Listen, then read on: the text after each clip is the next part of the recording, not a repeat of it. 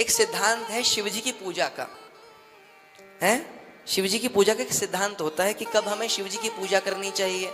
अब श्रावण मास है तो कोई पूजा का ऐसा मुहूर्त नहीं है कि मुहूर्त देखकर बताएं, अब तो पूरा मास ही भगवान शंकर की और पार्वती की पूजा के लिए है।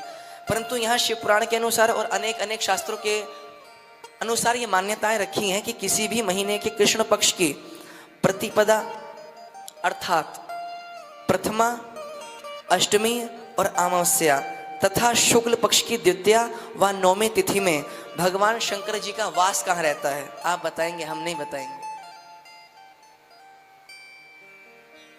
जल्दी से बताइए। 12 महीना शिव जी की पूजा होती है, होती नहीं होती है? परंतु श्रावण मास में मुहूर्त नहीं देखा जाता, पर और महीनों में मुहूर्त देखा जाता है कि किस मुहूर्त में कब भगवान कहाँ वास करते हैं, कब उनकी पूजा करें, किस समय करें, हैं?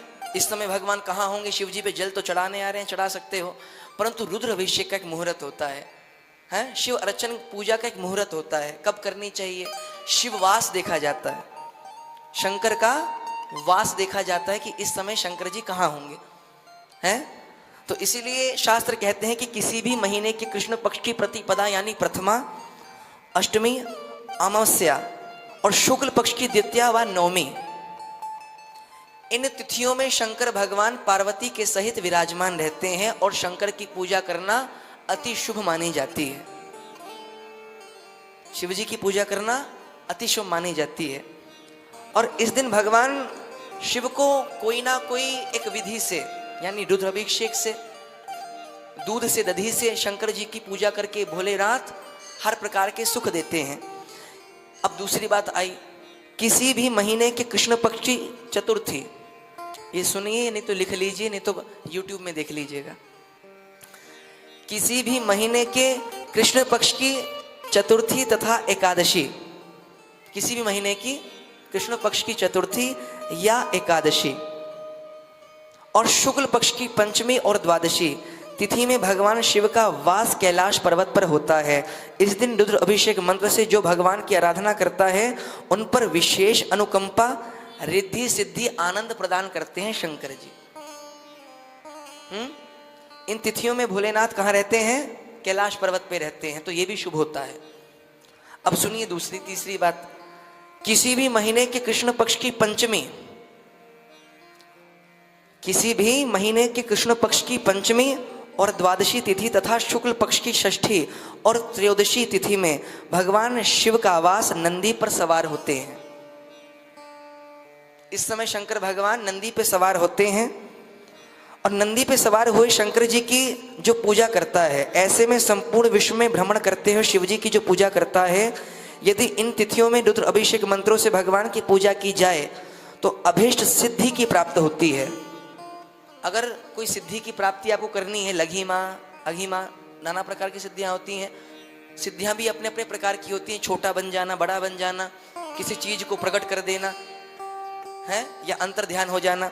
तो सिद्धि की प्राप्ति के लिए इस प्रकार इस तिथियों में नंदी पे सवार भोले की पूजा करनी अत्यंत सिद्धि प्रदायक पूजा प्राप्त होती है।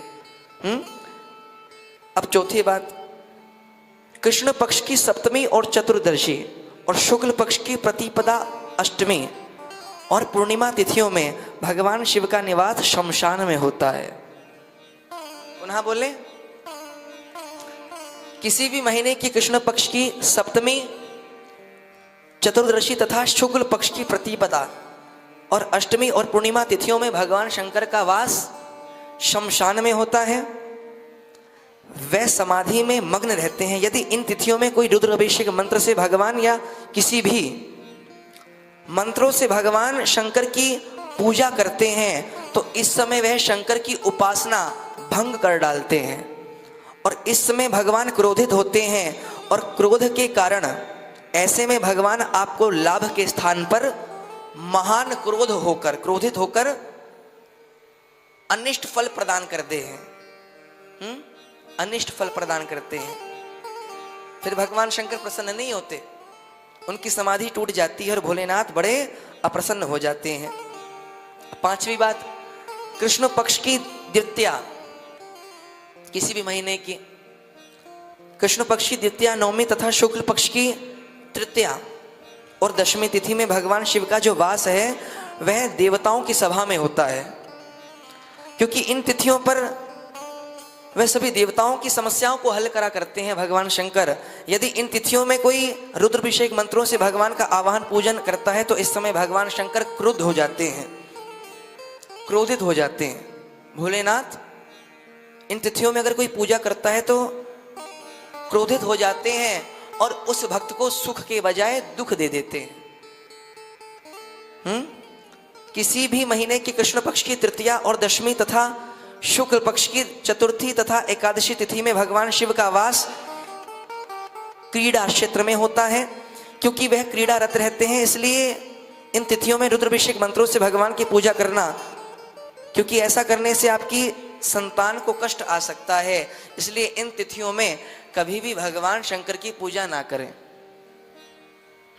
इन तिथियों में अगर कोई कृष्ण पक्ष की तृतीया, दशमी, शुक्ल पक्ष की चतुर्दशी, एकादशी, इन तिथियों में वास कहाँ है शिव जी का? क्रीड़ा क्षेत्र में क्रीड़ा कर रहे होते हैं।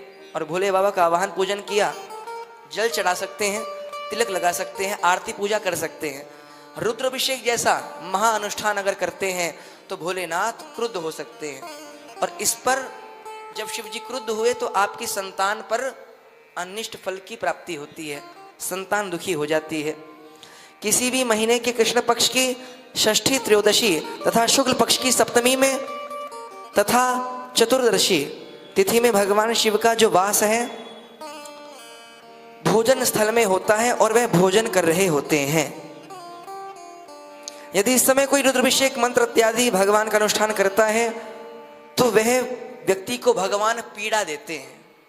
फिर सुख की इच्छा से अगर कोई, यह संतान की इच्छा से कोई अगर शिव जी की पूजा करे इन तिथियों में, किस किस में? कृष्ण पक्ष की षष्ठी, त्रयोदशी और शुक्ल पक्ष की सप्तमी, चतुर्दशी तिथि में अगर कोई भी व्यक्ति रुद्राभिषेक अनुष्ठानों को करता है तो भगवान शंकर उसे सुख नहीं देते, पीड़ा दे देते हैं। इसलिए इन तिथियों को देखकर भोलेनाथ का अनुष्ठान करना चाहिए। किस स्थिति में, किस तिथियों में भगवान शिव का वास कहाँ रहता है, आज आप सभी ने कथा में ये श्रवण किया।